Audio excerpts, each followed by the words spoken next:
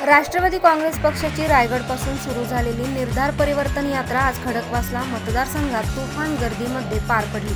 आगामी लोकसभा आणि विधानसभेच्या पार्श्वभूमीवर या निर्धार परिवर्तन यात्रेची सुरुवात झाली। यावेळी बोलताना छगन भुजबळ म्हणाले, छत्रपतींना वंदन केलं आणि ते करायलाच पाहिजे हा विचार आमच्या मनात आला। याचं कारण छत्रपतींनी 350 वर्षापूर्वी या देशामध्ये जी जुलमी राजवट होती त्या जुलमी राजवटीच्या विरुद्ध आपली तलवार उपसली, हिंदवी स्वराज्याची स्थापना केली आणि एक राजकीय परिवर्तन या देशामध्ये घडून आणलं।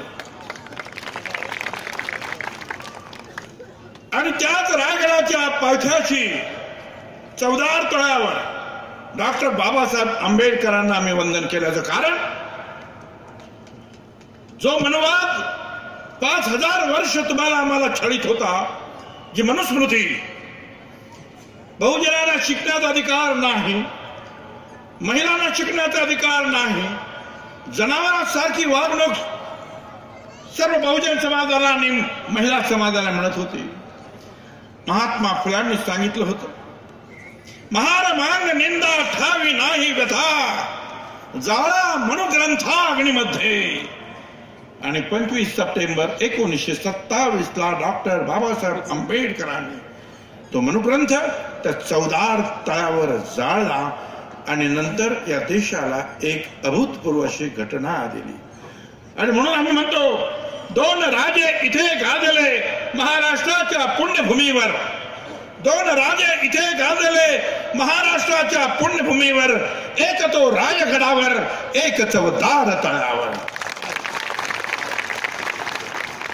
दोन्ही राजांनी जे आहे एक परिवर्तन घडवलं, छत्रपतींनी परिवर्तन घडवलं, राजकीय क्रांती आणि एक सामाजिक क्रांती जी आहे ती घडवली डॉक्टर बाबासाहेब आंबेडकरांनी। आणि आज परत एकदा ते परिवर्तन करण्याची आवश्यकता निर्माण झाली। का निर्माण झाली? आपल्याला आतापर्यंतच्या वक्त्यांनी सांगितलं, विशेषतः हे सगळे जे जयंतरावांनी जे आहे स्क्रीनवर दाखवलं। आता काय करणार? अहो, ज्याच्याकडे 2 खोल्या आहेत, एखादी खोली आपण राहतो, एखादी खोली जर भाड्याने द्यायची असेल, भाडेकरू ठेवायचं असेल तर त्या भाडेकरूला विचारतो आपण, तुझं काही कुटुंब कबिला काय आहे का, एकटाच आहे तू? एकटाच असेल तर जा बाबा, नाही। अरे आपण तर अख्खा देशच देऊन टाकला असा, आता काय करता? आता वेळ आलेली आहे, चल म्हणा बाबा बाहेर जा, तुझं काम नाही।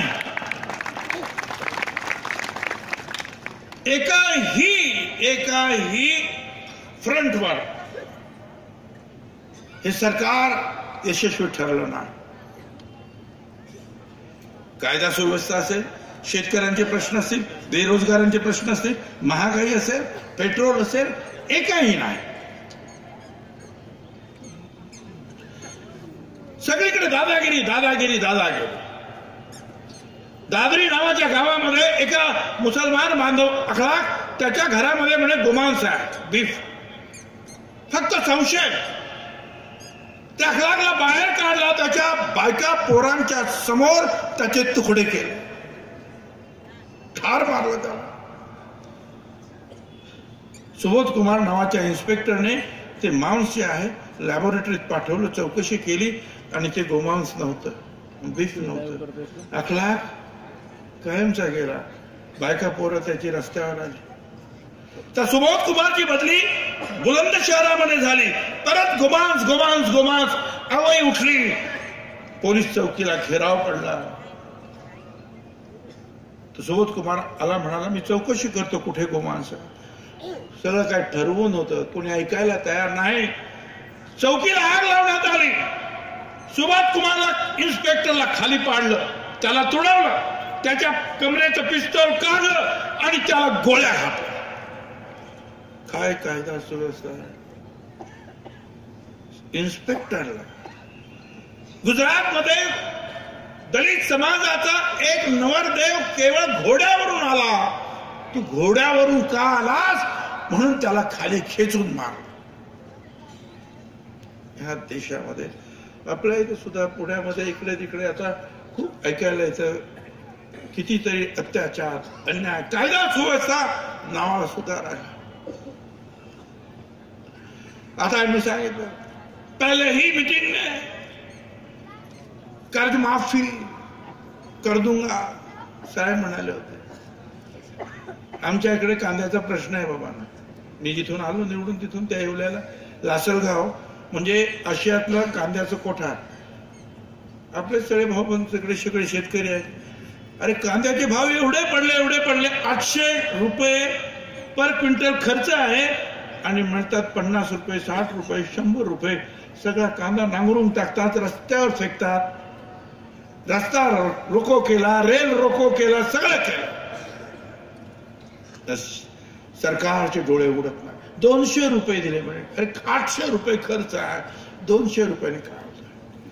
पण 2014 मध्ये हे प्रधानमंत्री आजचे आमच्याकडे आले त्यावेळेला असंच कांद्याच्या भावाची गडबड चालू होते आणि काय म्हणाले, भाइयों बहनों, मैंने आपका महाराष्ट्र का भेजा हुआ प्याज खाया है.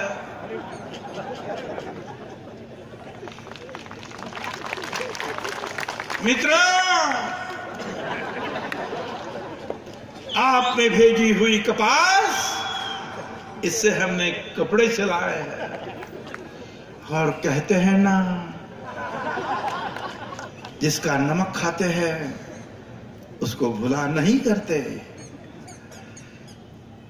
15 अक्टूबर तक रुकिए, महाराष्ट्र में हमारी सरकार आएगी और किसानों को 1.5 गुना पैसा मिलेगा. किसानों को 1.5 गुना पैसा मिलना चाहिए कि नहीं मिलना चाहिए? मैं आपसे पूछता हूं, मिलना चाहिए कि नहीं मिलना चाहिए?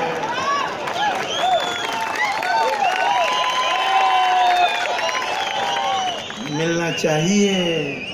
देतो कौन? सगळे त्यांचे चुनावी जुमले. अरे एक ठिकाणी तरी तुम्ही काहीतरी खरं बोला. अरे महागाई मला थोडं लवकर जायचं म्हणून मी लवकर आटोपणार आहे. महागाई किती सांगायची? 2 वाक्यात महागाई सांगतो. हे बघा, हे काँग्रेसचं आमचं राज्य होतं ना तेव्हा खिशात पैसे घेऊन जायचे तुम्ही, बरोबर? एक पोतभर सामान येत होतं. आता त्या राज्यामध्ये खिशात पैसे नेले, पिशवीत सामान येतं. परत हे जर तुमच्या डोक्यावर बसले तर पिशवीभर पैसे न्यावे लागतील, खिशात सामान आणावं लागेल. मी काय करायचं ठरवलं? हे आता सांगत होते ना, पेट्रोल इतना महंगा हुआ, उतना महंगा हुआ. ये पेट्रोलचं काय सांगायचं बाबा तुम्ही? हा, त्या पेट्रोलच्या भावानं तो भाव दर त्याने नरेंद्र मोदीच्या वयाच्या पलीकडे तो भाव गेला हो. लालकृष्ण अडवाणीच्या वयाबरोबर तो भाव आला आहे. आणि हेच सरकार जर राहिलं तर आपला MDH मसालेवाले काका आहेत ना, त्यांच्या वयाच्या पलीकडे जाईल. नक्की तुम्हाला सांगतो, हे सरकार राहिलं तर 2-4 वर्षात सगळ्या आपल्या आजोबांना, नातू पंतूंना सांगावं लागेल, लहानशा बाटले बघा, याला पेट्रोल म्हणतात. पण सरकार सगळीकडे नावं बदलत आहे म्हणून याचं सुद्धा नाव बदललंय. याचं नाव आता आहे पंडित दीनदयाळ उपाध्याय बहुमूल्य तरल पदार्थ.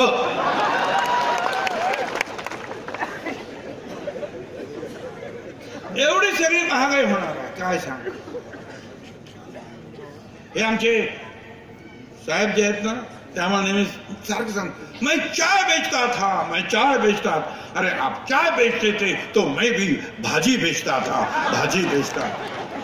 मैं बोल सकता हूँ वो भाईखड़ा मार्केट अभी तक उधर है, उधर भाजी बेचता था मैं, मतलब तरकारी. फुटपाथ भी है जहाँ मैं बेचता था, मैं और मेरा भाई. हैं? आप कहाँ बेचते थे? आप जो रेल स्टेशन बोल रहे हैं, ज्या रेल्वे स्टेशनचं ते नाव सांगता त्यावेळेला ते रेल्वे स्टेशनच नव्हतं. जा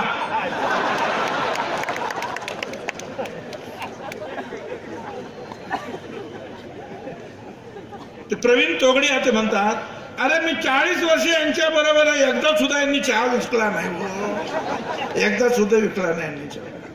माझं काही हरकत, चहा विकणं काही कमीपणाचं मानत नाही, भाजी विकणं कमीपणाचं नाही. तुम्ही काय विकायचं, चहा विका, भाजी विका, काय विकायचं विका, देश विकू नका, देश विकू नका. पण तुम्ही देश विकायला काढला.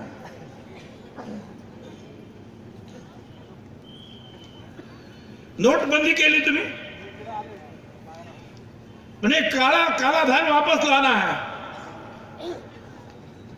काही आलं नाही, ब्लॅक मनी काही आला नाही. सगळा ब्लॅक मनी गेला गुजरातमध्ये, तिकडच्या पतसंस्था आणि बँकांमध्ये, जिकडे अमित शहा पासून सगळे संचालक आहेत, तिकडे पैसा काळाचा पांढरा झाला. आणि काय म्हणाले होते त्यावेळेला नोटबंदीच्या? भाइयों बहनों, आज रात के 12 बजे के बाद 500 रुपये की नोट और 1000 रुपया एक कागज मात्र टुकड़ा बनकर रह जाएगा. और कागज मात्र टुकड़ा, 500 रुपये 1000 रुपये पैसे ठेवले, उद्या औषध आणायचंय, उद्या दूध घ्यायचंय, पोरांची शाळाची फी भरायची, पैसे आणायचे कुठे? सगळं झालं कागज मात्र तुकडा. रिझर्व्ह बँकेला विचारलं नाही, तज्ञांना विचारलं नाही, 2-4 लोकांना जे कोंडाळ्याला विचारून घेतला निर्णय. और काय केले? काला धन बटोरना है. आतंकवादियों के पास काला धन है, उनको रोकना है. एक सुद्धा आतंकवाद थांबला काय? अजिबात थांबला नाही. मेरे को बँकेच्या लाईन मध्ये उभे राहून 150 लोक जे आहे उन्हा तानामध्ये नोटा बदलण्यासाठी उभे राहिले होते बिचारे, ते मृत्युमुखी पडले. आतंकवादी नाही, ती बँक खलास झाली. यांनी तर आल्याबरोबर ज्या ज्या चांगल्या संस्था होत्या त्या सगळ्या खलास केल्या. आल्याबरोबर यांनी प्लॅनिंग कमिशन, जे राज्यातून कुठल्या राज्यातून किती पैसा येतो, त्यातून राज्याला परत किती द्यायचा, सैन्याला किती द्यायचा, शेतकऱ्यांना किती द्यायचा, महिलांना किती द्यायचा, प्लॅनिंग कमिशन मोडीत काढून. सुप्रीम कोर्ट ते न्यायाधीश सुद्धा तुमच्याकडे येऊन मीडियासमोर तक्रार करायला. रिझर्व्ह बँक रघुराम राजन गेले, सोडून गेले. अर्थतज्ञ जागतिक कीर्तीचे पनगडिया गेले, अरविंद सुब्रमण्यम गेले, उर्जित पटेल यांनीच नेमलेले ते सुद्धा गेले. परदेशामध्ये मोठमोठ्या युनिव्हर्सिटीमध्ये ते अर्थतज्ञ म्हणून काम करतात, भाषण देतात, प्रोफेसर आहे. पण यांच्याबरोबर त्यांचं जमलं नाही, कारण ते आमचे हे मंत्री जे आहेत, प्रधानमंत्री किंवा त्यांचे कोण असतील ते, त्या रिझर्व्ह बँकेकडे 3.5 लाख कोटी देव, ये देव वो देव. अरे रिझर्व्ह फंड आहे, त्यांनी द्यायला नकार दिला. त्यांच्यावर ताबडतोब वेगवेगळे कायदे दाखवायला लागले, ते सोडून गेले. आणि मग जिथे फायनान्सचा माणूस पाहिजे, तुमच्या साध्या पतसंस्थेवर त्या बँकेत जर काम करायला पाहिजे असेल तर तुम्ही अर्थतज्ञ घेतात, बीकॉम, एमकॉम, अमका तमका. आता कोण आहेत माहितीये का तुम्हाला? आता अर्थतज्ञ नाही, आता इतिहास तज्ञ रिझर्व्ह बँकेचे गव्हर्नर झाले शक्तिकांत दास. इतिहास सांगणार तिथे. त्यांना फक्त जो आहे आपलं ऐकणारा माणूस, तज्ञ नको ऐकता. रिझर्व्ह बँकेची वाट लावली. सीबीआय हा डायरेक्टर त्या डायरेक्टरवर रेट टाकतो, तो डायरेक्टर त्या डायरेक्टरवर रेट टाकतो. आलोक वर्मा, राफेलची केस, आलोक वर्मा सीबीआयचा डायरेक्टर आपली नोंद घेईल आणि आपल्या सरकारचं आपलं वाटोळ होईल, म्हणून त्या आलोक वर्माला जे आहे सीबीआय डायरेक्टर पदापासून दूर हटवण्याचं काम सुप्रीम कोर्टाने नको सांगितलं तरी सुद्धा त्याला दूर फेकून दिलं. सगळ्यांची वाट सीबीआय. हे जे आहेत ना आमचे चॅनलवाले, मगाशी पण सांगितलं तर या चॅनलवाल्यांचं सुद्धा असं, वर्तमानपत्रांच्या यांचं सुद्धा जे आहे मोदींच्या विरुद्ध बोलायचं नाही. मी सांगतो तुम्हाला, पुण्यप्रसून वाजपेयी, निखिल वागळे, बरखा दत्त, राजदीप सरदेसाई, हे सगळे मोठे मोठे आपण अनेक वेळा टीव्हीवर त्यांचे कार्यक्रम पाहतो. त्यांनी मोदीच्या विरुद्ध बोलल्याबरोबर त्यांना हकालपट्टी झाली. का? एक उदाहरण फक्त तुम्हाला देतो. एकदा मन की बातचा कार्यक्रम झाला, म्हणजे प्रधानमंत्री ह्या बाजूला आणि तिकडे छत्तीसगडमध्ये कॅमेऱ्यासमोर एक आपली भगिनी जी आहे, ताई तिकडे बसल्या होत्या त्या छत्तीसगडच्या. प्रधानमंत्रींनी त्यांना विचारलं, बहन कैसे हो? ठीक है. फसल कैसी आई? म्हणजे शेती बहुत ठीक है. दाम अच्छा मिला? बहुत ठीक है. कोई तकलीफ नहीं? बहुत ठीक है. तर पुण्यप्रसून वाजपेयीला वाटलं सगळे शेतकरी, कित्येक शेतकरी नेहमी आत्महत्या करून राहिले, सारखे आत्महत्या वाढतात रोज रोज रोज रोज. आणि ही जी ताई आहे तिचं मात्र शेत चांगलं आहे, तिला पैसे चांगले मिळाले, ती म्हणते सगळं ठीक आहे, आपण चेक करूया की काय आहे. चेक करायला माणसं तिकडे गेली. काय झालं? ती ताई भेटली. त्या ताईला विचार, बहन ये आपकी फसल कैसी है? अरे काहे का फसल भाई, अरे आपको तो 1.5 गुना पैसा मिला. ठीक अच्छा पैसा. अरे काहे का पैसा मिला? बहुत अड़चन में है, बहुत कठिनाई में है. अरे आपने तो बोला ठीक है. अरे हम क्या आपको ठीक बोला? अरे कैसे बोला ठीक है?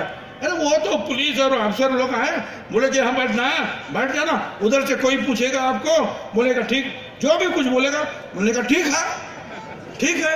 तो हम बोल दिए ठीक है, ठीक है, ठीक है. आता ते सगळं परत या एबीपी माझाने शूट केलं आणि त्या प्रसून वाजपेयींनी जे आहे ते टीव्हीवर दाखवलं. ते सगळं दिल्लीने आणि सगळ्यांनी पाहिल्यानंतर सगळ्यांच्या लक्षात आलं की अरे आता याला आपण फसलो. कारण त्यांनी सांगितलं मन की बात नाही, हे झूठ की बात है, हे सब नौटंकी आहे, सगळं ठरवून केलेलं नाटक आहे.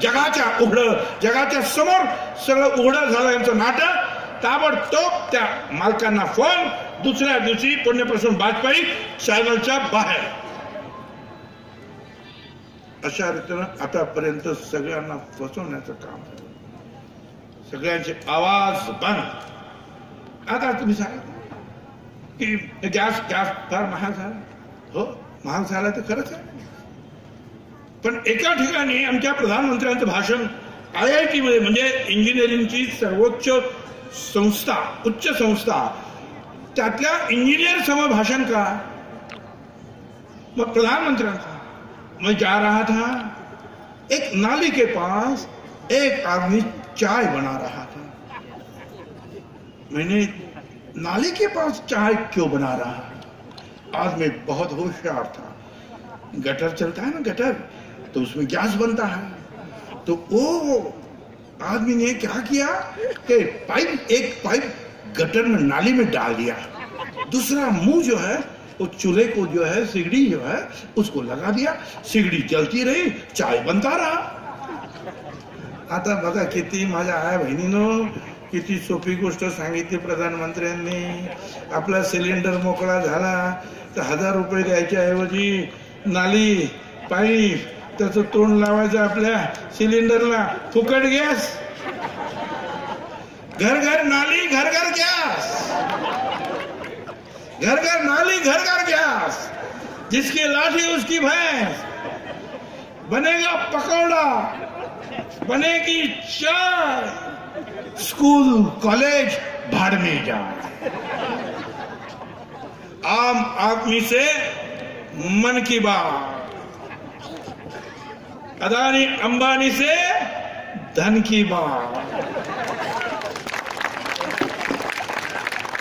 वारे शासन तेरा खेल, न्याय मांगा हो गई जेल. 2.5 वर्ष आतमध्ये होतो. अजून मला कळलं नाही की मला का पकडलं, 2.5 वर्ष का ठेवलं. मला नाही समजलं तर नाही समजलं, पण ज्याने पकडलं त्यालाही नाही समजलं की याला आतमध्ये का ठेवलं. हे पाठीमागे अजितदादा सगळे बसलेले आहेत बघा, त्यांना विचारा. म्हणजे महाराष्ट्र सदन जे बांधलं दिल्लीत 25,000 कोटी रुपयाचे भ्रष्टाचार भुजबळने केला. मग म्हणाले 10,000 कोटीचा केला. आता म्हणतात त्यांनी 850 कोटी रुपयाचा केला. त्यांना विचारा, कॉन्ट्रॅक्ट मी दिलं नाही. विलासराव देशमुख मुख्यमंत्री यांच्या अध्यक्षतेखाली हे मंत्रिमंडळाची कमिटी, अजितदादा, आणखी कित्येक मंत्री सेक्रेटरी होते, त्यांनी ते कॉन्ट्रॅक्ट चमनकर नावाच्या इसमाला 100 कोटी रुपयाला दिलं. त्या 100 कोटीमध्ये महाराष्ट्र सदन, मुंबईमध्ये आरटीओचं ऑफिस, आरटीओच्या लोकांची घरं, हे सगळं बांधायची होती. अजितदादा आणखीन म्हणाले की नाही, तेवढ्याच पैशामध्ये हायमाउंट गेस्ट हाऊस, ते सुद्धा मुंबईचं मलबारचं आम्हाला बांधून पाहिजे. विलासराव त्या माणसाला म्हणाले, करा आता. तो चमनकर म्हणाला, अरे एवढे मोठी माणसं सांगतात, करून टाका. काम त्याने केलं. माझं काम काय होतं, पीडब्ल्यूडीचा मंत्री म्हणून एक चांगलं महाराष्ट्र सदन बांधून घ्यायचं, कारण आपलं सदन फार खराब होतं. म्हटलं महाराष्ट्राला शोभेस असं बांधलं, आणि बांधलं. 150 खोल्याचं महाराष्ट्र सदन बांधलं, एअर कंडिशन. आतमध्ये 9 पाण्याचे फवारे आहेत, अंडरग्राउंड बिस्लेरी प्लांट आहे. 500 कारागीर राजस्थानचे काम करत होते. लाल दगडी राजवाड्यासारखं भव्य त्याला स्वरूप दिलं. राष्ट्रपतींनी उद्घाटन केलं.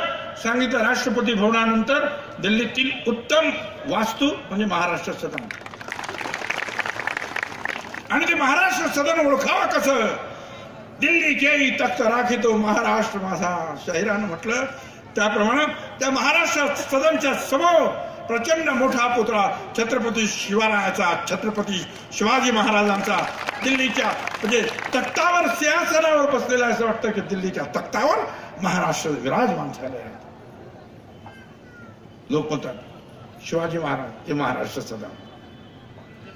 त्यांच्या उजव्या बाजूला महात्मा ज्योतिराव फुले पुतळा, डाव्या बाजूला डॉक्टर बाबासाहेब आंबेडकरांचा पुतळा, पुढे शाहू महाराज, यशवंतराव चव्हाणांचे पुतळे, देवी अहिल्याबाई होळकरांचा पुतळा, सावित्रीबाई फुलांचा पुतळा. हे महाराष्ट्र सदन आहे.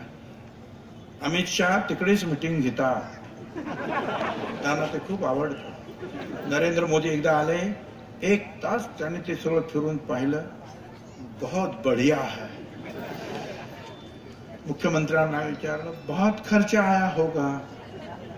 मुख्यमंत्री म्हणाले, कुछ खर्चा नहीं आया, अभी तक 1 रुपया भी कॉन्ट्रॅक्टर को दियाच नाही. जा म्हणजे ज्यांनी बांधलं त्या चमनकरला, त्या महाराष्ट्र सदन ज्यांनी बांधलं, आज तागायतपर्यंत 1 रुपया सुद्धा महाराष्ट्राच्या तिजोरीतून महाराष्ट्र सरकारनं दिला नाही, कुठल्याच स्वरूपामध्ये दिला नाही.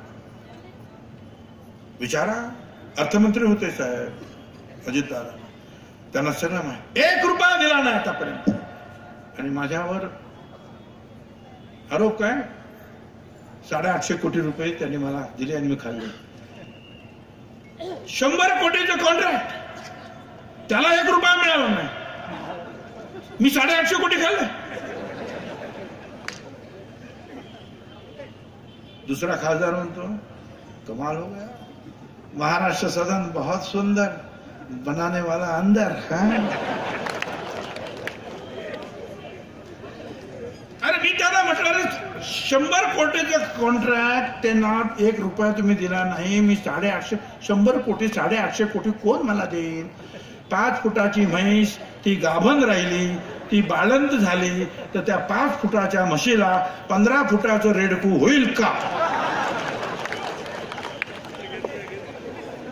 आराम तरी काय करायचं, कशा रीतीने 2.5 वर्ष ठेवलं. घर दार सगळं जे जे काय होतं आजोबा पंजोबापासून सगळं काही जप्त केलं. म्हणजे आता सुद्धा जिथे राहतो त्या घरामध्ये कोर्टाने सांगितलं यांना राहू द्या तरी त्या घरात, म्हणून त्या मुलाबाळांना घेऊन आम्ही राहतोय तिथे. फक्त हे अंगावरचे कपडे आमचे आहे, बाकी सगळं जप्त, सगळं जप्त. पण मी त्यांना सांगितलं छगन भुजबळ घाबरणार नाही. छगन भुजबळची वाचा तुम्ही बंद करू शकत नाही. आणि आज तुम्ही सगळं जप्त केलं तर लोकांचं हे प्रेम तुम्ही जप्त करू शकत नाही. तुम्हाला कसला एवढा गर्व झाला, कसला गर्व झाला. गर्व, तुमको इतना गर्व है, तुम्हारे कामयाबी का इस कदर तो हम भी सत्ता का तख्त पलटने का हुनर रखते हैं।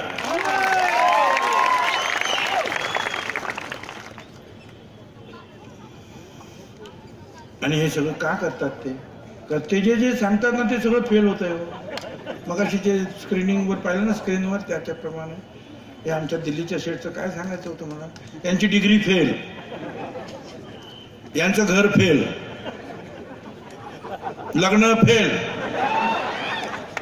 चहाचा धंदा, गुजरात मॉडेल, नोटबंदी, make in India, startup India, digital India, smart city, GST आणि आता राफेल। मग असे सांगितलं 550 कोटीचं विमान 1650 कोटीला का घेतलं हे कोणी काही सांगत नाही। आणि ते कॉन्ट्रॅक्ट काँग्रेसने त्या 550 कोटी रुपयाचं एक विमानाचं होते, परत ते कॉन्ट्रॅक्ट फ्रान्सच्या कंपनीला दिलं होतं। बाकीची विमानं नाशिकला आपल्याला असलेलं जे मिग विमान कारखाना जो यशवंतराव चव्हाणांनी दिला, त्या कारखान्यामध्ये गव्हर्नमेंटचा कारखाना ज्याने मिग विमानं बनवली, त्याने सुखोई विमानं बनवली, 10,000 माणसं काम करतात, त्या कारखान्याला हे काम दिलं होतं। ते काम त्यांच्याकडून काढून घेतलं आणि जो अनिल अंबानी ज्याचे 46,000 कोटी रुपयाचं दिवाळं त्याने काढलं,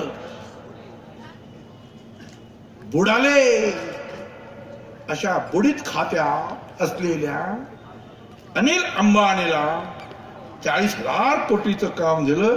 एक विमान म्हणे 1650 कोटीला बनवायचं। त्या अनिल अंबानीने अजून खेळण्यातलं सुद्धा विमान बनवलेलं नाही। म्हणजे पोरं तरी निदान कागदाचं विमान घेऊन उडवतात, ते सुद्धा त्याला येतं की नाही माहित नाही बाबा। त्याला 40,000 कोटीचं कॉन्ट्रॅक्ट दिलं, पण त्याचबरोबर अर्धे पैसे फ्रान्सला त्या कंपनीत दिले आणि कंपनीने अनिल अंबानीला दिले आणि अनिल अंबानीने कोणाला दिले। हे सगळं हे असं चाललेलं आहे। हे थांबायचं कसं? यांचं ते खरं सांगायचं ना, मी तर ना, अरे बाबा तेरे हर झूठे वादे मक्कारी पर लानत है, देश में फैली हुई नफरत वाली बीमारी पर लानत है, देश लूटकर रोज लुटेरे भाग रहे हैं नाक के नीचे से, ए चौकीदार तेरी ऐसी चौकीदारी पर लानत है। सगळ्यांचं वाट, शेतकऱ्यांचं वाट लावली तुम्ही। बेरोजगार लोकांना 2 कोटी लोकांना रोजगार देणार होता दरवर्षी। 15 दिवसापूर्वी रिपोर्ट आला की रोजगार मिळाला नाही, एका वर्षात 1 कोटी लोकांचा रोजगार गेला। नोटबंदी झाली, 1 कोटी धंदे बसले, परत उठले नाहीत। सगळ्यांचं वाट। योगी और मोदी का एक ही नारा, ना घर बसा हमारा, ना बसने देंगे तुम्हारा।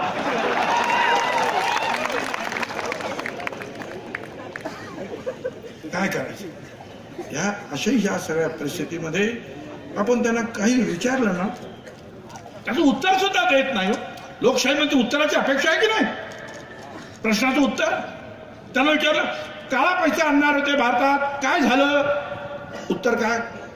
गांधी घराणं चोर आहे। तुम्हाला प्रश्न काय विचारला?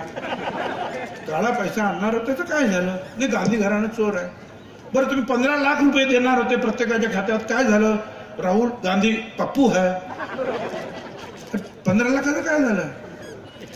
2 कोटी लोकांना दरवर्षी नोकऱ्या देणार होतात, काय झालं? देशाला पाकिस्तान आणि चीन पासून धोका आहे। शेतीमालाला हमीभाव देणार होतात, काय झालं? राम मंदिर होणारच। ते राफेल विमानाचं जे आहे ती कमिटी नेमायची होती त्या लोकसभेचं, काय झालं? हिंदू धर्म धोक्यात आहे। आपण काही प्रश्न विचारला त्यांच्याकडे त्यांचं उत्तर। आता काय सांगायचं? हिंदू धर्म धोक्यात।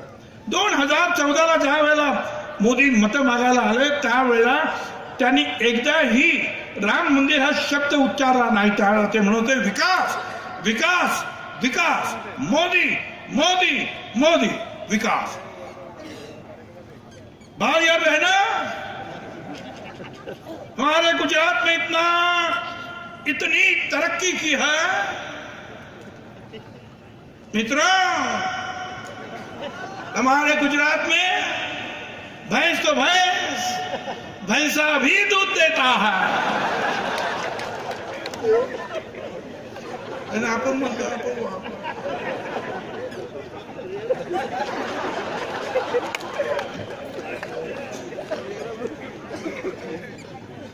आपण फसलो त्यांना। त्यांनी काहीच काम केलं नाही का? काही काम केलं त्यांनी। चांगली कामं सांगतो तुम्हाला। तुम्ही सगळ्यांनी आधार कार्ड बनवलंच पाहिजे। आधार कार्ड बँक खात्याला जोडा, ते तुमच्या मोबाईलला जोडा। आधार कार्ड पॅन कार्डला लिंक करा। एलपीजी गॅसला आधार कार्ड जोडा। जुलैच्या अगोदर रिटर्न्स भरा। नोटा बदलून घ्या। बदललेल्या नोटांचा हिशोब द्या। एटीएम मधून जास्त पैसे काढायचे नाही। जास्त पैसे काढले एटीएम मधून दंड भरा। बँक खात्यात पैसे जमा करा। कमी पैसे भरले दंड भरा। जास्त पैसे भरले हिशोब द्या। त्याच्यावर इन्कम टॅक्स भरा। सामानावर टॅक्स भरा। सर्व्हिसवर टॅक्स भरा। कफनवर टॅक्स भरा। सगळे पैसे बँकेतच ठेवले पाहिजे। बँक बुडाली तर आम्ही जबाबदार नाही। एवढी सगळी मोठी मोठी कामं जी आहेत त्यांनी केलेली आहेत। काय सांगायचं त्यांच्या कामाचं। आणि आता ते म्हणतात परत सुदृढ राम मंदिर अमुक तमुक मंदिर बनवा, तुमचं काय नाही, पण ते बनवण्यासाठी निवडणुकीची वाट बघायला पाहिजे का? मला तुम्ही सांगा। हा, निवडणूक आल्यानंतरच तुम्हाला देवाची कशी काय आठवण येते रे बाबा? हा, म्हणून मला सांगायचं, वो राम मंदिर नहीं, फिर से सरकार बनाना चाहते हैं। देश में कितने मूर्ख हैं, फिर एक बार आजमाना चाहते हैं। और मला तर वाईट याचं असं वाटतं, अफसोस इस बात का नहीं कि धर्म का धंधा हो रहा है। अफसोस इस बात का नहीं कि धर्म का धंधा हो रहा है। अफसोस इस बात का है कि पढ़ा लिखा भी अंधा हो रहा है। अरे ह्या सगळ्या राम मंदिर अमुक तमुक मशीद ह्या याच्यामध्ये तुमचे जे आहेत हिंदू मुसलमानाचे झगडे त्यांना लावायचे आहेत, त्यातून दंगे घडवायचे आहेत।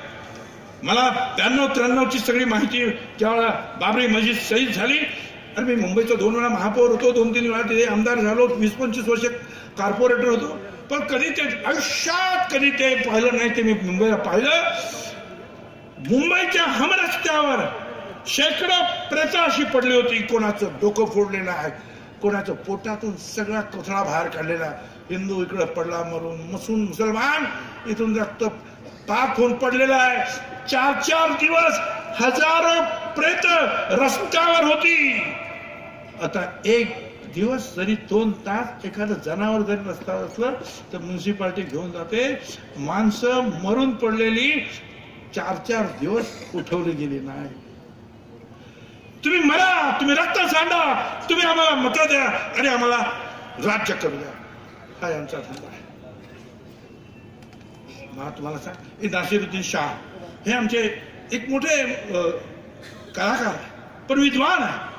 ते म्हणाले या देशात काय चाललं, मी मुसलमान आहे, माझी बायको पत्नी जी आहे हिंदू आहे, पण आमच्या पोरांना कधी आम्ही हे जातीवाद धर्मवाद शिकवला नाही, आणि आता प्रत्येक वेळेला विचारतात हे धर्म तुमचा कुठचा, हिंदू काय मुसलमान काय, ताबडतोब त्याला जाओ चला जाओ पाकिस्तान जाओ। अरे कशाला पाकिस्तान जाओ? त्याने काय बोललं की का तुम्ही असं करता, काय चाललं देशात? आणि पाकिस्तान जाओ तर हिंदुस्थान काय तुमच्या काय सातबाऱ्यावर लिहून दिला असते काय? हा, त्याला पाकिस्तान जाओ, पाकिस्तान जातात ना आपले प्रधानमंत्री पाकिस्तानमध्ये, नाही बोलवले तरी जातात ना। त्या नवाब शरीफ त्यांच्याकडे गेले होते ना, न बोलवता त्यांच्या वाढदिवसाला का कोणाच्या लग्नाला गेले, बिर्याणी खाऊन आले। अरे बोलवल्यानंतर जा ना, आपण सुद्धा जात नाही हो ना। पण प्रश्न नरेंद्र मोदी साहेब तुमच्या एकट्याचा नाही, प्रश्न या देशातील 125 कोटी जनतेचा आहे, स्वाभिमानाचा प्रश्न आहे. तुम्हाला न बोलवता तुम्ही कसे गेला आणि तुम्ही गेला त्याच्यानंतर काही वेळातच तिकडे पठाणकोटमध्ये आतंकवादी घुसले. मान ना मान, मैं तेरा मेहमान. कशाला गेला? तिकडे चीनचे अध्यक्ष आले, साबरमतीच्या काठावर झोके घेत बसले त्यांच्याबरोबर आणि त्यांना गुजराती खमण ढोकळा खायला दिला. खमण ढोकळा इकडे खात होते आणि ढोकळामध्ये तिकडे चीनी सैन्य आतमध्ये घुसत होते. 139 देशात तुम्ही गेले, कोण तुमचा मित्र राहिला? कोण तुमचा मित्र? कोणी मित्र नाही. तुम्ही हा देश जो आहे काय सांगायचं, आपापसात फक्त जे आहेत लढाया मारा. आणि म्हणून आता ओबीसीला आमच्या मुख्यमंत्र्यांनी सांगितलं, ओबीसीला 250 कोटी रुपये आम्ही ओबीसी काय महामंडळाला दिले. मला त्या आदरणीय मुख्यमंत्र्यांना विचारायचं, साहेब 4.5 वर्ष झाली तुम्ही ओबीसी महामंडळाला 1 रुपया दिला नाही. आता निवडणूक आल्यानंतर तुम्ही म्हणता की 250 कोटी देणार. गरज नाही आम्हाला त्याची. पहिल्यांदा जे ओबीसी विद्यार्थी आहेत, गरीब ईबीसी विद्यार्थी आहेत, ज्यांची अर्धी फी आमच्या आघाडी सरकारनं कॉलेजला द्यायला सुरुवात केली का, ती गरिबांची पोरं, मागासलेली पोरं शिकली पाहिजेत म्हणून, आणि अर्धी फी त्या कॉलेजमध्ये आम्ही देत होतो. आज 4-5 वर्ष झाली तुम्ही त्या विद्यार्थ्यांचे पैसे दिले नाहीत. ते पैसे अगोदर द्या आणि मग तुम्हाला ओबीसीचा उळका येऊ द्या. फक्त निवडणूक आल्यानंतर सगळं कर. पवार साहेबांनी हे सगळं लक्षात घेऊन परिवर्तन घडलं पाहिजे म्हणून ममता बॅनर्जी, अखिलेश यादव, मायावती, राहुल गांधी सगळ्यांना एक करून सांगितलं की नाही, या देशामध्ये संविधान टिकलं पाहिजे. कारण ही लढाई मोदी विरुद्ध संविधान, मोदी विरुद्ध हा कायदा घटना आहे म्हणून एकत्र करायला सुरुवात केली. ताबडतोब मोदी भक्त काय म्हणायला लागले, ओ मोदी अकेले है, एकटे मोदी आहेत. आणि हे बघा सगळे पवार साहेब आणि राहुल गांधी सगळे एकत्र. मोदी एकटे आहेत, हे सरकार एकट्याच आहे. या सरकारमध्ये किती पक्ष आहेत? या सरकारमध्ये शिवसेना, शिरोमणी अकाली दल, लोक जनशक्ती पार्टी, अपना दल, Telugu Desam party, Janata Dal united, Bharatiya Samaj party, Jammu and Kashmir people's democratic front CPP, Nagaland people's party, all India NR Congress, Sikkim democratic front, republican party of India, Bodoland people's. किती आहे? 45 पार्ट्यांचं हे सरकार आहे आणि तरी सांगतात की मोदी अकेला आहे. माझी आपणाला विनंती आहे, हे सरकार तुम्हाला काही देणार, राज्यकारभार कसा करणार. अगदी तुम्हाला सांगतो ना, म्हणजे हे आपले PV सावंत सुप्रीम कोर्टाचे रिटायर्ड जज आहेत. PV सावंत राजकीय नाहीत, कोण राजकीय पक्षाचे नाहीत. त्यांनी सांगितलं, अरे हे जे आहे हे सगळ्या ठिकाणी या राजवटीला अपयश आलं म्हणून पिसाळलेल्या कुत्र्याप्रमाणे कारभार करायला लागलेले आहे. कुणालाही पकडताय. कबीर त्याला मुलच्या लोकांवर छापटा. ते जाऊ दे, आजच बघावं डॉक्टर आनंद तेलतुंबडे, सुप्रीम कोर्टानं सांगितलं ना पकडायचं नाही. फार मोठा विद्वान मनुष्य, सगळ्या जगामध्ये मोठमोठ्या युनिव्हर्सिटीमध्ये त्यांची भाषणं असतात. डॉक्टरेट अनेक देशांच्या त्यांना मिळाले.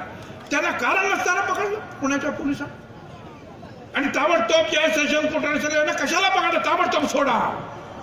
का? त्यांनी फक्त तुमच्या विरुद्ध एखादं भाषण कुठेतरी केलं असेल म्हणून, कुणाच्या घरामध्ये एखादं तुमच्या विरुद्ध कागदपत्र काही सापडलं असेल तुम्ही केलेल्या काळा कारवाईचं म्हणून, आणि मग ठाण्याला कल्याणला तुमचा भाजपचा उपाध्यक्ष, त्याच्या दुकानामध्ये 180 शस्त्र सापडली. कुलकर्णी त्याचं नाव, त्याच्यामध्ये पिस्तॉल होते, तलवारी होत्या, सगळे चाकू सुऱ्या होते. एक दिवस सुद्धा त्याला तुम्ही पकडला नाही. आणि केवळ भाषण देतात म्हणून किंवा एखादा कागद कोणाकडे आहेत म्हणून तुम्ही त्याला पकडता का? तो तुमचा भाजपचा आहे म्हणून PV सावंत सुद्धा सांगतात की यांना मनोवाद आणायचा आहे, यांना परत एकदा जे आहे हुकुमशाही आणायची आहे, यांना परत एकदा महिलांना, परत एकदा दारिद्र्याच्या. त्यांनी सांगितलं देशावर राज्य करताना हा जो पक्ष जो आहे हा राजकीय पक्ष नाही, भाजप राजकीय पक्ष नाही, पंथ आहे. पक्षाचं स्वरूप त्यांनी धारण केलंय. त्यांना लोकशाही मान्य नाही. त्यांना निवडणुका मान्य नाही, समता स्वातंत्र्य न्याय बंधुता मान्य नाही. मनुस्मृती राज्यघटना म्हणून आणावायची आहे, चातुर्वर्ण्य आणावायचे आहे, हुकुमशाही आणायची आहे. म्हणून यांना सगळ्यांनी मिळून विरोध केला पाहिजे. मी तुम्हाला एकच सांगतो, मराठा विरुद्ध ओबीसी, दलित विरुद्ध सवर्ण, हिंदू विरुद्ध मुसलमान ह्या लढाया करण्याचा ते प्रयत्न करतील. कारण तुम्ही लढाया केल्या म्हणजे त्यांना फायदा होतो. माझी विनंती आहे सगळ्यांनी शहाणपणानं यावेळेला वागण्याची आवश्यकता आहे. हे जाती जातीत तुमच्या आमच्या काय हो, हे देवाच्या सुद्धा जाती काढून त्यांच्या सुद्धा लढायला लावायला कमी करणार नाही. तो आदित्य योगीनाथ आहेत ना, त्याने काय सांगितलं माहितीये का? त्याने सांगितलं हनुमान दलित था. आदित्य योगी मुख्यमंत्री यूपी, हनुमान दलित था. दूसरा म्हणतो नहीं नहीं हनुमान दलित नहीं था, हनुमान आदिवासी दलित था. तीसरा अंकिन हुशार होता, तो म्हणाला नहीं, जैसे सलमान, अरमान, रहमान, सुलेमान वैसे हनुमान. एकापैकी एक हुशार आपल्याकडे काय कमी का? एकाला आणखी माझ्याकडे व्हॉट्सअपवर पाठवलं, बघा भुजबळ साहेब, दलित असलेल्या हनुमानाने ब्राह्मण असलेल्या रावणाची लंका जाळली आणि ती कुणासाठी? तर ओपन कॅटेगरी मधल्या रामासाठी. बरं आहे. आता आपल्याला तर हिंदू लोकांना 33 कोटी देव, कोण आदिवासी आणि कोण दलित आणि कोण ओपन कॅटेगरी, कोण ओबीसी. आता हे काम काय आपल्याला काय जमायचं नाही. हे काम फक्त हे जे सत्तेवर बसलेले लोक आहेत ना त्यांना जमल. पंचांग घेऊन बाबा बसा, तुम्ही शोधा, पोथ्या बिथ्या काढा, कुठले देव कुठल्या कॅटेगरी मधले ते शोधा. तुम्हाला राज्य करता येणार नाही. यांना घरी पाठवा लवकर आणि यांना हे काम द्या. हे काम फक्त द्या. शेतकऱ्यांचे प्रश्न सोडवणे, कष्टकऱ्यांचे, कामगारांचे प्रश्न सोडवणे, शहराचे प्रश्न सोडवणे, विकास घडवणे. अरे एवढं मोठं त्यांनी आता जे दिलं ना तुम्ही परवाचं काय तुमचं ते बजेट, काय सांगता हे बजेट काय कसलं सोबत झूट आहे हो. त्यांनी मागे असं एक बजेट मांडलं, 100 स्मार्ट सिटी बनवणार. एक सुद्धा स्मार्ट सिटी अख्ख्या देशामध्ये कुठे झाले नाही. काय यांच्यावर भरोसा ठेवता? याबाबत आपल्याला काय वाटते व्यक्त व्हा खालील कमेंट बॉक्समध्ये. बातमी आवडली असल्यास लाईक आणि शेअर जरूर करा. आमचे असेच महत्त्वाचे व्हिडिओ सर्वात अगोदर पाहण्यासाठी खाली लाल रंगात दिसत असलेले सबस्क्राईब बटन दाबा. बेल आयकॉन क्लिक करायला विसरू नका.